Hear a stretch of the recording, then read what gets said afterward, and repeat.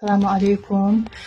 Ben qızımla evimdə oturarkən iftara yaxın saatlarda qapı döyüldü ki, bəs işıq idarəsindən gəlmişik, qapını açın, bunu sizə verməliyik, təqdim etməliyik falan. Mən də şübhələndim, açmadım. Dirəşdilər, dirəndilər ki, açmalısınız falan. Çox döydülər qapını. Gördülər açmıram, işığı söndürdülər. İndi qızımla bir yerdə şam işığında qalmışıq.